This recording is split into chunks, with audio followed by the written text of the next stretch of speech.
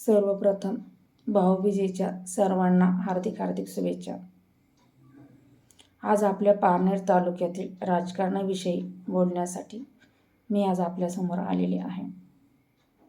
काँग्रेस पक्षाने जिल्हा परिषद पंचायत समितीच्या निवडणुका लढण्याची तयारी का दाखवली? त्याचे कारण निलेश लंके साहेब आहेत.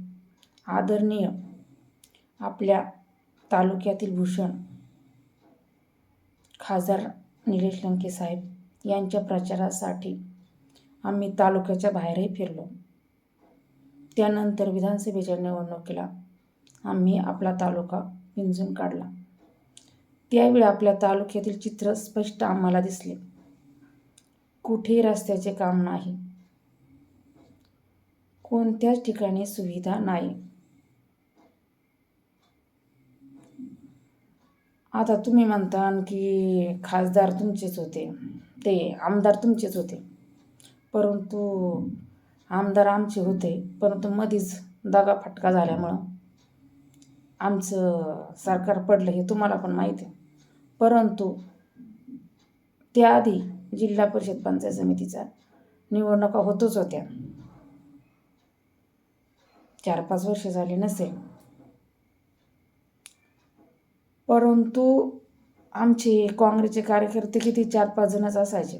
प्रत्येक घरात जाऊन बसायचो, प्रत्येकांच्याबरोबर आम्ही संपर्क साधायचो, प्रत्येकाला समजून सांगत होतो. त्याच वेळेस आम्हाला लोकांच्या भावना कळल्या की काँग्रेसविषयी लोकांचं मत अजूनही आपल्या तालुक्यात चांगलं आहे. काही लोक असे सांगायचे, पूर्वी आपल्या तालुक्यात काँग्रेसचा दबदबा होता, काँग्रेस खरंच चांगली होती.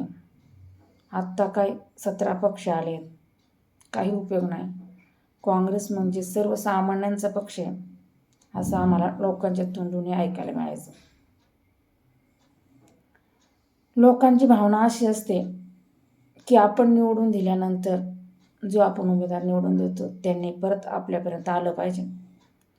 परंतु पंचायत समितीच्या निवडणुका झाल्या, जिल्हा परिषदेच्या झाल्या, निवडणुका झाल्यानंतर ही लोक तिथपर्यंत किंवा मतदारापर्यंत पोचलेच नाही, हे नक्कीच आहे. आम्ही देवभैरे फाटापासून पुढं रस्ता जातो, त्या रस्त्याने पुढं नवलेवाडीत आलतो. त्यावेळी तो रस्ता पाहायला असा घाट होता, रांधा की दरोडी, ती मला नक्की गाव नाही आठवत, पण घाट होता.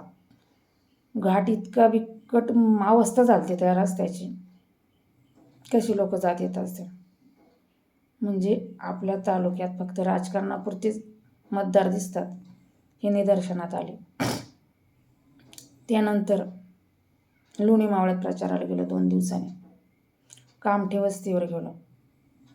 कामठे वस्तीवर तिथं पाहुणेच आहेत आपले, पाहुण्यांकडे चहा पाणी घेतलं, त्यांना सांगितलं समजून. त्यानंतर आम्ही बाबूवाड्याला गेलो मधून रस्त्याने. काय तो रस्त्याची अवस्था होती. तेच उमेदवार परत निवडून येतात, तेच उमेदवार उभे राहतात, परंतु मग कामं का करत नाही? तसा काँग्रेस पक्ष हा सर्वसामान्यांचा पक्ष आहे, तळागाळातल्या लोकांचा पक्ष आहे, आणि उमेदवार साधीचे आहेत आपल्यातले जर उभे राहणारे असले तर. आता माझ्याच गावातील उदाहरण घ्या. माझं गाव सिद्धेश्वरवाडी.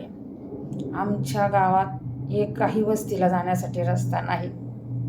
नरोडे वस्ती ते गावठाण, इथं कोणी जाऊन बघा, रस्ता नाही. त्यानंतर कावरेमळा, तिथं आजही पाण्यातून जावं लागतं. पुरातून पाऊस जर आला ना, पाण्यातून जावं लागतं. उन्हाळ्याचं ठीक आहे, पण कावरे वस्तीला तिथे रस्ता नाही. पांडोबाचा मळा, तिथे म्हणजे कुठंच रस्ता नाही. मग जे आम्ही जिल्हा परिषद पंचायत समितीला निवडून दिलेल्या उमेदवारांनी केलं काय, की जरी जवळच्या पक्षाचे असो किंवा लांबच्या पक्षाचे असो, याच्याशी देणं घेणं नाही. माझ्या गावालाच रस्ता नाही, मग मी निवडणुकीला उभे राहणार की नाही? मी तर राहणार नाही की नाही ते पुढचं पुढं पाहणार. पण सांगा का नाही?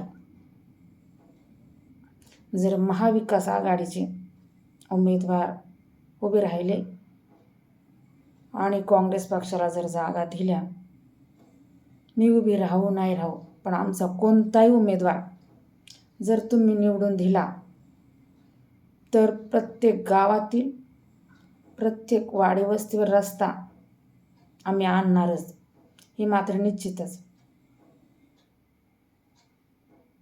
त्यामुळे सर्वांना विनंती आहे की जर आता कदाचित काँग्रेस पक्षाला जागा दिल्या नाहीत किंवा दिल्या तर ठीक आहे, नाही दिल्या तर मित्रांनो व बंधू भावांनो व भगिनींनो, तुम्ही आमच्या काँग्रेस पक्षाला साथ द्या.